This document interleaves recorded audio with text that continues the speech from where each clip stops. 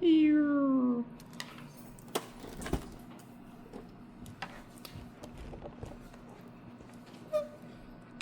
Oh no, my camera's drunk.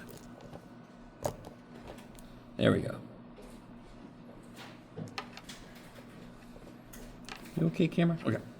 To do this semi-quickly,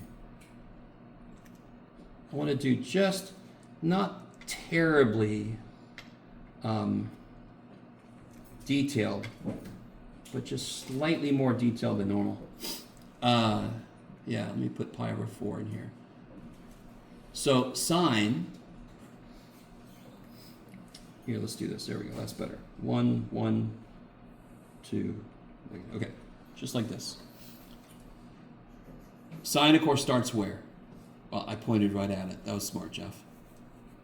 Look, here's what I did. Sine starts where? It starts at 0.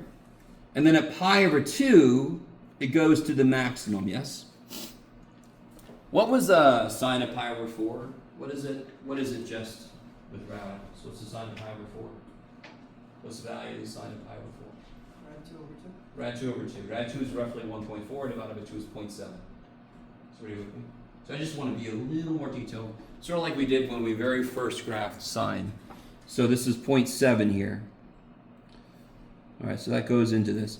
So it's going to be 0.7 again, like at 3 pi over 4. Then it's going to be 0 here, and it's going to be negative 1 here, and then it's going to be 0 there.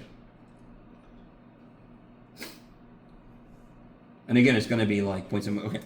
So what is cosecant? How does it relate to sine?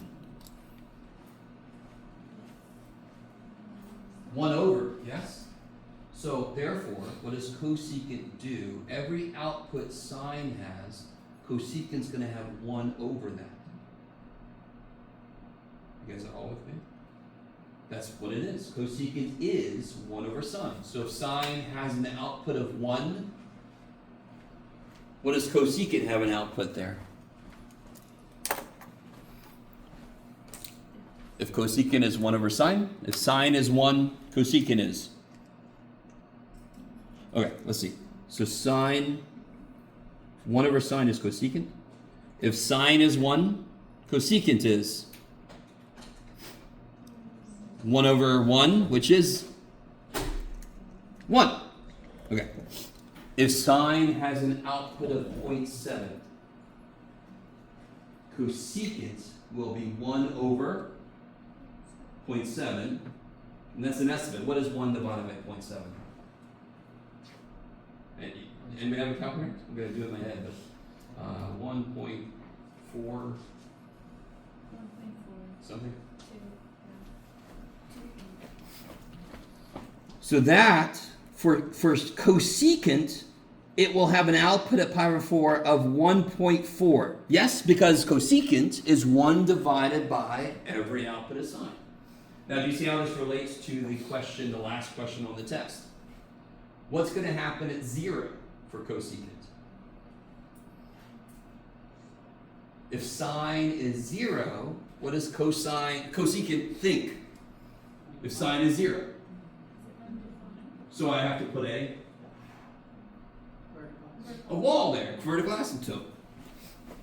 So there's going to be a vertical asymptote here. Now, why does that make sense? Does everybody agree that this value, whatever it is smaller than this value, this output? So 1 divided by this is going to be even bigger. So here's what cosecant does. Where's it going to be the next kind of like vertical asymptote going this way? Where's the next vertical asymptote going to be? Why is there going to be a vertical asymptote of pi? Because that's where sine is 0. And then it's going to do this. So it almost looks parabolic, and what I call it is the cups. So how do I graph cosecant in general? I graph it as if it was sine, and then I just put cups. Where's the cup going to be over here, do you think? All the outputs here, what's true about all the outputs here? All the outputs here are negative. So when I do 1 divided by negative, it's still negative. So now it's going to be the same shape, just going down. I need you to understand. So on that question on the test, if that number 5 said cosecant or secant, depending on if you had sine or cosine, you would just draw freaking cups on the top and the bottom and you'd be done. It's just, so to graph cosecant and secant, it's just add one more step on the graphing sine or cosine. You just draw the cups. Yes, ma'am. So you're not going to ask for actual points, you just want to see them.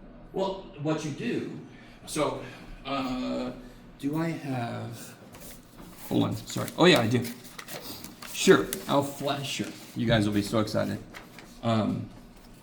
This is the answer to this problem, so I'm going to jiggle a little bit. So if I graphed, no, who cares? If I graph sine, if that said cosecant, I would have made this dotted, and then I would have just put cups. Do you understand? Do you see what I mean? So it's if I give you a cosecant question, it's actually a sine question. You just add one more step at the end. Draw the cups. Why should it be that like easy? Because cosecant is 1 over sine. So of course the graph should be related very quickly. Yes? That's almost too good to believe. So what does secant look like? The same damn thing, just moved over. Real quick thing I haven't said directly, and then I'm going to let us out of here. How are sine and cosine related? So here's sine, whee, and here's cosine. Whee. Let me be a little careful here. Whee, whee, whee. Oh shit, I wasn't very careful.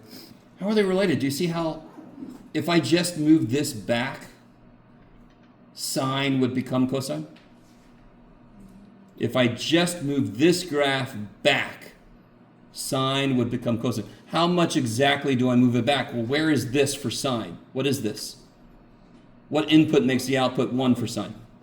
Pi over 2. So if I just moved sine back pi over 2, it becomes cosine. So sine and cosine are out of phase by 90 degrees, which is why we call the thing phase shift. So if I phase shift them, I can put them into phase. If I phase shifted sine this way, then it would be perfectly out of phase, and that would be what we call destructive interference. They would cancel each other out. That was what I was talking about earlier with the noise-canceling headphones. It takes in the frequencies of the sound. It automatically generates an inverse, like a not inverse, but like a shifted frequency, and they cancel out. And that's why it's nice and quiet. And every now and again you might hear something because there's a sound change that was too quick for the program to adjust. You guys with me? Anybody have noise-canceling headphones? You know, now you know how it works. It's that's neat. Does it use a mic or just measures like vibration? No, well, I don't know. There might be different. No, it can't just measure. No, it needs to use the mic. So there has to be some way for it to receive the frequency. It doesn't have like a, yeah, okay. But anyway, all right, that's enough. I'm going to let us out. So we barely did anything, which is great, because we did a lot actually. So keep working on those corrections. Let me know if you need help. And I'll see you guys tomorrow.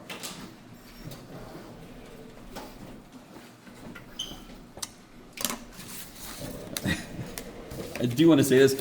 When I have a test, it feels like a reunion. I get to see people that I haven't seen in forever. So maybe I'll see them again someday.